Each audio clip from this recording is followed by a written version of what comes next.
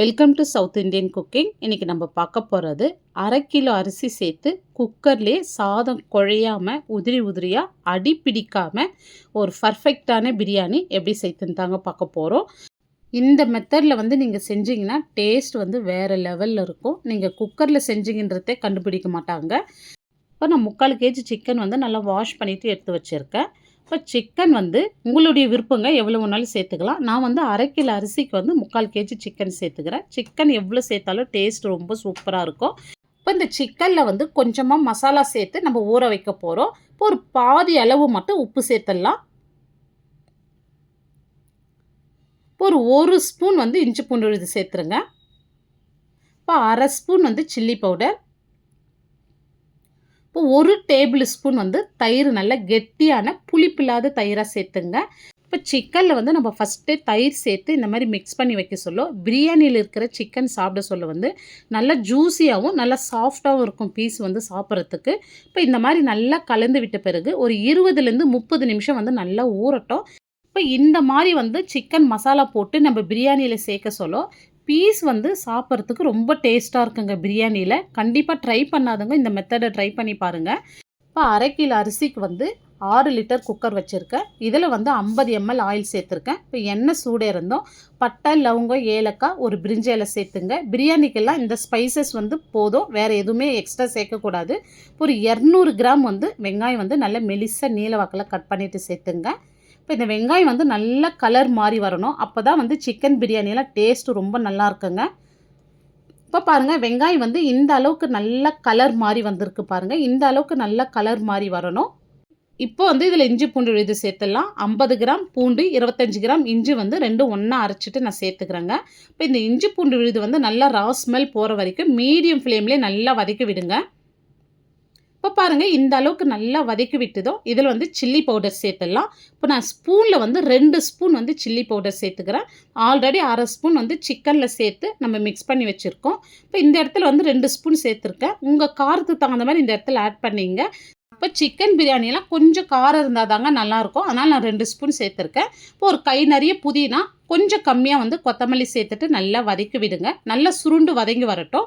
இப்போ 150 கிராம் தக்காளி இந்த மாதிரி நல்லா நீல வாக்கில் கட் பண்ணிவிட்டு சேர்த்துங்க. இப்போ நம்ம 100 ml தயிர் எடுத்துருக்கோம். இப்போ இதிலேருந்து 1 டேபிள் ஸ்பூன் நம்ம சிக்கனில் சேர்த்துட்டோம். மீதி தயிர் இதில் சேர்த்துடலாம். இப்போ நான் 4 பச்சை மிளகாய் எடுத்துருக்கேன். இதில் காரம் கம்மி, அதனால் 4 சேர்த்துக்கிறேன். நீங்கள் எடுக்கிற பச்சை மிளகாய் நல்ல காரமான பச்சை மிளகானா 2லேருந்து 3 சேர்த்துங்க. இப்போ இதை சேர்த்துட்டு இந்த மசாலா நல்லா குக்காகி வரணும். இப்போ நல்லா எண்ணெய் பிரிஞ்சு வரட்டுங்க. இப்போ பாருங்கள், இந்த மசாலா நல்லா எண்ணெய் பிரிஞ்சு மசாலா நல்ல ஒரு தொக்கு கன்சிஸ்டன்சிக்கு வந்திருக்கு. இப்போ நம்ம ஊற வச்ச சிக்கன் அப்படியே சேர்த்துடலாம். இப்போ சிக்கன் சேர்த்துட்டு நல்லா கலந்து விடுங்க. இப்போ சிக்கன் சேர்த்துட்டுமே ஹை ஃப்ளேமில் வச்சு நல்லா கலந்து விடுங்க. இப்போ சிக்கனில் பாதி அளவுக்கு தான் உப்பு சேர்த்துருந்தோம். இப்போ 1 ஸ்பூன் நான் கல் உப்பு சேர்த்துக்கிறேன். இப்போ உப்பு சேர்த்துட்டு நல்லா கலந்து விடுங்க. இப்போ மீடியம் ஃப்ளேம் வச்சுட்டு ஒரு 5லேருந்து 6 நிமிஷத்துக்கு அப்படியே விடுங்க. சிக்கன் இந்த மசாலாலே நல்லா வேகட்டும். இப்போ பாருங்கள், இந்த அளவுக்கு நல்லா வெந்திருக்கு. இப்போ நம்ம தண்ணி சேர்த்துடலாம். இப்போ நான் 1/2 கிலோ பாஸ்மதி ரைஸ் சேர்த்துருக்கேன். 1 டம்ளர் அரிசிக்கு 1/2 டம்ளர் தண்ணி சேர்த்துங்க. பாஸ்மதி ரைஸுக்கெலாம் 1க்கு 1.5 சேர்த்தா கரெக்டாக இருக்கும். இப்போ தண்ணி சேர்த்துட்டு நல்லா கலந்து விட்டுங்க. இப்போ ஒரு மீடியமான லெமனில் பாதி லெமன் சேர்த்துங்க. இப்போ லெமன் சேர்த்துட்டு உப்பு, காரம், புளிப்பு இந்த இடத்துல செக் பண்ணிங்க. இந்த இடத்துல உங்களுக்கு எது கம்மியாக இருந்தாலும் நீங்கள் சேர்த்துக்கலாங்க.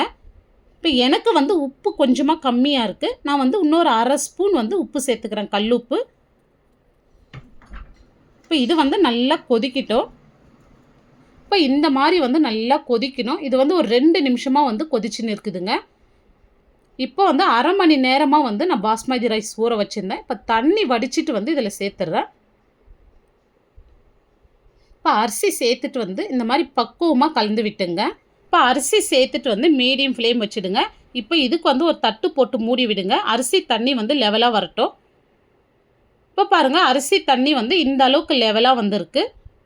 இப்போ இதுக்கு மேலே கொஞ்சமாக புதினா, பொடியே நறுக்குனா கொத்தமல்லி கொஞ்சமாக சேர்த்துங்க. நிறைய சேர்க்காதீங்க, இது வாசனைக்கு தான் சேர்க்கறது. இப்போ நம்ம குக்கர் மூடி போட்டுடலாம். இப்போ குக்கர் மூடி போட்டு நம்ம விசில் விட போகிறதில்ல. இப்போ சிம் பண்ணிவிடுங்க. சிம் பண்ணிவிட்டு ஒரு 7லேருந்து 8 நிமிஷம் சிம்முலேயே இருக்கட்டும். இப்போ 8 நிமிஷம் கழித்து வந்து ஸ்டவ் ஆஃப் பண்ணிவிட்டு ஒரு 15லேருந்து 20 நிமிஷத்துக்கு வந்து குக்கர் ஓப்பன் பண்ணாதீங்க. இப்போ பாருங்கள், நான் குக்கர் ஓப்பன் பண்ணியிருக்கேன். சாதம் நல்லா உடையாமல் உதிரி உதிரியாக வந்திருக்கு பாருங்கள். இப்போ சாதம் வந்து அடி பிடிக்கல. இப்போ நான் பாருங்கள் உங்களுக்கு அடி வரைக்கும் காமிக்கிறேன் பாருங்கள். தண்ணி எதுவுமே இல்லை, அடி பிடிக்கல பாருங்கள். இந்த மெத்தடில் வந்து நீங்கள் கண்டிப்பாக செஞ்சு பாருங்கள். இது குக்கர் பிரியாணின்னு யாருமே சொல்ல மாட்டாங்க. அந்த அளவுக்கு டேஸ்ட்டு ரொம்பவே சூப்பராக இருக்குங்க. இந்த மெத்தடில் வந்து நீங்கள் செஞ்சீங்கன்னா பிகினர்ஸ் கூட ரொம்ப ஈஸியாக செய்யலாங்க. டேஸ்ட்டும் ரொம்பவே சூப்பராக இருக்கும். இப்போ பீஸ் பார்த்திங்கன்னா நல்லா சாஃப்டாக நல்லா பஞ்சு மாதிரி இருக்குது பாருங்கள். ஜூஸியாக இருக்குது பீஸ் போட சொல்லவே. இந்த பிரியாணியோடு வச்சு சாப்பிட சொல்ல டேஸ்ட்டு வேறு லெவலுங்க. இந்த வீடியோ உங்களுக்கு பிடிச்சிருந்தால் கண்டிப்பாக நீங்கள் செஞ்சு பாருங்கள். லைக் பண்ணுங்கள், ஷேர் பண்ணுங்கள். நம்ம சவுத் இந்தியன் குக்கிங் சேனலை இப்போ தான் ஃபஸ்ட் டைம் பார்க்குறீங்கன்னா சப்ஸ்கிரைப் பண்ணிவிட்டு அப்படியே ஆல்ன்ற ஆப்ஷனையும் கிளிக் பண்ணிவிடுங்க. அப்போ தான் நான் போடுற வீடியோ உங்களுக்கு உடனுக்குடனே நோட்டிஃபிகேஷனாக வரும். தேங்க்ஸ் ஃபார் வாட்சிங்.